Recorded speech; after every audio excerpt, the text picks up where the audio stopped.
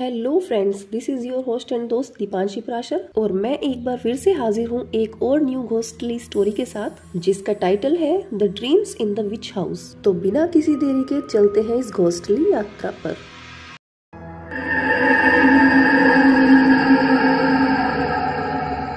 ये कहानी है दो जुड़वा भाई बहनों की, जिसमें लड़के का नाम होता है वॉल्टर और लड़की का एपर्ली। एपर्ली किसी सीरियस बीमारी से जूझ रही थी। वो काफी डरी हुई भी थी और वो वॉल्टर से बोलती है कि वो आ रही है और मुझे ले जाएगी। अब वॉल्टर अपनी बहन से प्रॉमिस करता है कि चाहे कुछ भी हो जाए वो उसकी रक्षा करेगा। बट तभी उसकी बहन की डेथ हो जाती है और कोई इनविजिबल पावर उसकी आत्मा को खींचकर अपने साथ दूसरी दुनिया के दरवाजे के अंदर ले जाती है और दरवाजा बंद हो जाता है। अब वॉल्टर बड़ा हो चुका था, लेकिन उसने ये बात ठानी हुई थी कि अपनी बहन को उस दूसरी दुनिया से छुड़ा कर रहेगा, क्योंकि वो श्योर था कि जिस दूसरी दुनिया में उसकी बहन फंसी हुई है वो कोई हेवन तो बिल्कुल नहीं था। अब वॉल्टर को तलाश थी दूसरी दुनिया में खुलने वाले उस दरवाजे की, जिसके लिए उसने स्पिरिचुअल सोसाइटी नाम की एक ऑर्गेनाइजेशन ज्वाइन कर ली थी, जिसका मेन काम था स्पिरिट्स और दूसरी दुनिया से जुड़े हुए प्रूफ्स को इकट्ठा करना। एक दिन वॉल्टर को उसके ऑफिस में एक लेडी और एक प्रिस्टेस नजर आती है। उस लेडी के हाथ में एक घर की पेंटिंग थी जिसमें वो दूसरी दुनिया का दरवाजा होने का दावा कर रही थी,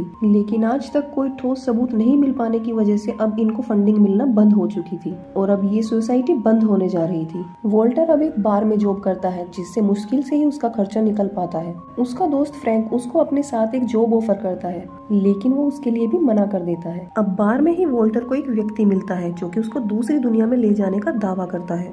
ये जानकर वॉल्टर बहुत खुश हो जाता है और उस व्यक्ति के साथ चला जाता है। अब ये आदमी वॉल्टर को एक लिक्विड पीने के लिए देता है। साथ ही वो वॉल्टर को एक चेतावनी भी देता है कि दूसरी दुनिया में जाने के बाद वहाँ की किसी भी चीज से कोई छेड़छाड़ नहीं करना। अब वॉल्टर उस मैजिकल लिक्विड को पी लेता है और सच में दूसरी दुनिया का दरवाजा उसके सामने खुल जाता है। वॉल्टर अंदर जाने के लिए थोड़ा डर रहा था, लेकिन तभी पेड़ की जड़ें आकर उसके हाथ से लिपट जाती है और उसको अंदर खींच लेती है, जिसको देखकर ऐसा लगा कि मानो ये जंगल खुद वॉल्टर को यहाँ बुलाना चाहता था। जंगल के अंदर वॉल्टर को वो पेंटिंग वाली लेडी भी अपनी पेंटिंग के साथ दिखाई देती है, जो कि स्पिरिचुअल सोसाइटी के ऑफिस में आई थी। अब उसको एपर्ली वापस मिल चुकी थी, लेकिन वो जैसे ही उसको बाहर लाने की कोशिश करता है, वे जड़ें उसको वापस से बाहर की तरफ खींच लेती है और उसके हाथ में एपर्ली के गाउन का एक टुकड़ा रह जाता है। अब वॉल्टर अपने दोस्त फ्रैंक को ये सारा वाकया बताकर उससे मदद मांगता है, बट अब फ्रैंक को उसकी किसी भी बात पर विश्वास नहीं होता है और ना ही स्पिरिचुअल सोसाइटी से उसको कोई मदद मिलती है, क्योंकि उन लोगों को लगता है कि वॉल्टर ने लिक्विड गोल्ड नाम का कोई ड्रग लेना शुरू कर दिया है, जिसकी वजह से वो दूसरी दुनिया में जाने वाली बात कर रहा है।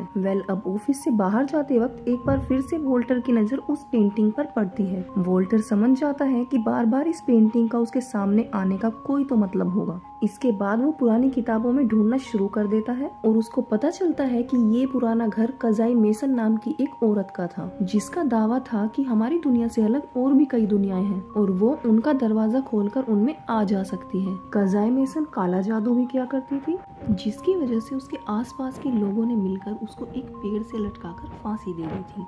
उसकी लाश 3 दिन तक उसी पेड़ पर लटकी रही थी और उसके बाद गायब हो गई थी। अब वो लाश कहाँ गई, इसके बारे में किसी को कुछ नहीं पता था। वॉल्टर को इसके घर का एड्रेस भी इसी बुक से मिल गया था और अब वो वहाँ जाने के लिए निकल पड़ता है। इस पुराने मकान की देखरेख एक बूढ़ी औरत कर रही थी, जिससे वॉल्टर एक कमरा किराए पर ले लेता है। यहाँ उसको ये भी पता चलता है कि उसके अलावा कोई और भी है जो इस मकान में किराए पर रहता है। वॉल्टर अब फिर से उसी किताब को पढ़ता है जिसमें दूसरी दुनिया के दरवाजे की चाबी का जिक्र होता है और तभी वॉल्टर की नजर एक काले साए पर पड़ती है, जो कि काफी देर से उसको घूर रहा था और फिर अचानक गायब हो जाता है। रात में सोते वक्त वॉल्टर की अचानक आंखें खुल जाती हैं और कजाई मेसन की आत्मा उसके सामने आकर खड़ी हो जाती है। उसकी आंखों में जैसे आग जल रही थी। वो इतनी डरावनी और पावरफुल थी कि वॉल्टर उसको देखकर ना तो कुछ बोल पा रहा था और ना ही हिल पा रहा था। उसके साथ एक अजीब सा चूहा भी था, जिसकी बॉडी चूहे की बट फेस इंसानों जैसा था और वो इंसानी भाषा भी बोल रहा था। खैर, अब कजाई मेसन की नजर वॉल्टर और उसकी बहन की बचपन की फोटो पर जाती है और वो चूहा उसको बताता है कि ये वही ट्विंस हैं जिसका हमें सदियों से इंतजार था। फिर कजाई मेसन बिना वॉल्टर को कोई नुकसान पहुंचाए वहाँ से चली जाती है। अगले दिन वॉल्टर को उस कमरे की दीवार पर एक चित्र दिखाई देता है, जिसमें 2 जुड़वा आत्माओं को मिलाकर एक चाबी बन रही थी। वॉल्टर अब समझ चुका था कि ये दोनों जुड़वा भाई बहन ही वो चाबी है जिसके जरिए दूसरी दुनिया से इस दुनिया में कोई आत्मा आत्मा आ जा सकती है। और कजाया को भी इन दोनों का इंतजार इसीलिए था क्योंकि वो भी उस दूसरी दुनिया में फंसी हुई है और वो इस दुनिया में वापस आकर राज करना चाहती है। अब वोल्टर फिर से लिक्विड गोल्ड पीकर दूसरी दुनिया में चला जाता है ताकि इस बार अपनी बहन को वापस ला सके, लेकिन इस बार कजाया भी उसको वहाँ मिलती है और जैसे ही वोल्टर एपरली को लेकर बाहर जाने की कोशिश करता है, कजाया भी उसको पकड़ लेती है और एपरली के साथ कजाया की स्पिरिट भी इस दुनिया में वापस आ जाती है। कजाया से बचने के लिए वे दोनों उस कमरे से भागते हैं और दूसरे किराएदार के कमरे में मदद मांगने के लिए चले जाते हैं। अब वोल्टर देखता है कि दूसरा किराएदार कोई और नहीं बल्कि वही पेंटिंग वाली लेडी थी। वो लेडी वोल्टर को बताती है कि उसने दूसरी दुनिया का दरवाजा खोलकर कितनी बड़ी गलती कर दी है। उसको अपनी मरी हुई बहन को वापस नहीं लाना चाहिए था। अब उसके साथ साथ कजाया भी वापस आ गई है, जिसका मतलब है अब वोल्टर को मरना होगा। वोल्टर को कुछ भी समझ नहीं आ रहा था। तब वो लेडी उसको अपनी पेंटिंग्स दिखाती है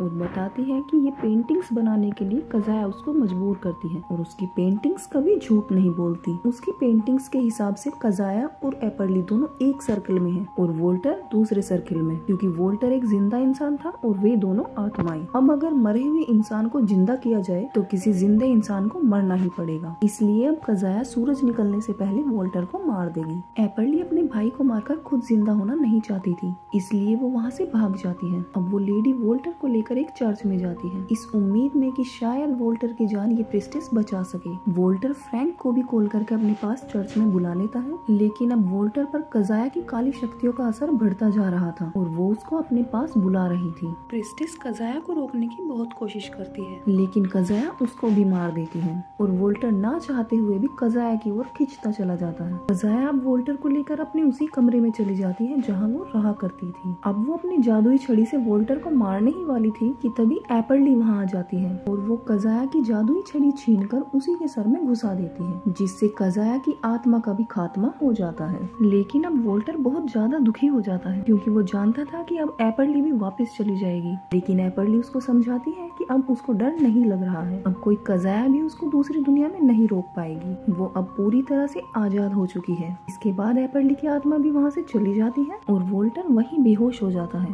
अब फ्रैंक और वो लेडी भी वोल्टर के पास आ जाते हैं और वो लेडी बोलती है कि वो खुश है कि इस बार उसकी पेंटिंग्स गलत साबित हुई, क्योंकि पेंटिंग के हिसाब से वोल्टर को सूरज निकलने से पहले मर जाना चाहिए था, लेकिन वो अभी तक जिंदा था। और फ्रैंक को भी इस बात का दुख था कि उसने वोल्टर की बातों पर कभी विश्वास नहीं किया, जबकि वो सच बोल रहा था। इसके बाद फ्रैंक के ऊपर सीलिंग से कुछ टपकने लगता है। अब ये दोनों चेक करने जाते हैं कि आखिर ऊपर क्या है। अब यहाँ एक इनको सीक्रेट कमरा दिखाई देता है जिसमें बहुत गंदी स्मेल आ रही थी और वहाँ उनको कजाया और उस चूहे के स्केलेटन मिलते हैं जिनको वहाँ सालों से छिपा कर रखा गया था। इधर वोल्टर जोर जोर से चिल्लाने लगता है। उसकी आवाज सुनकर ये दोनों वोल्टर के पास भागकर आते हैं और उसका पेट फाड़कर वो चूहा उसके अंदर से निकलता है, क्योंकि कजाया के साथ उसकी आत्मा भी वापस आ गई थी और अब वोल्टर के मरने से इसको दूसरी लाइफ मिल चुकी है। इसके बाद सूर्य उदय होता है जिससे उस लेडी की पेंटिंग सही साबित हो जाती है। फ्रैंक और उस लेडी के बाहर जाते ही वो चूहा फिर से वोल्टर की बॉडी के अंदर चला जाता है और उस पर अपना कंट्रोल कर लेता है।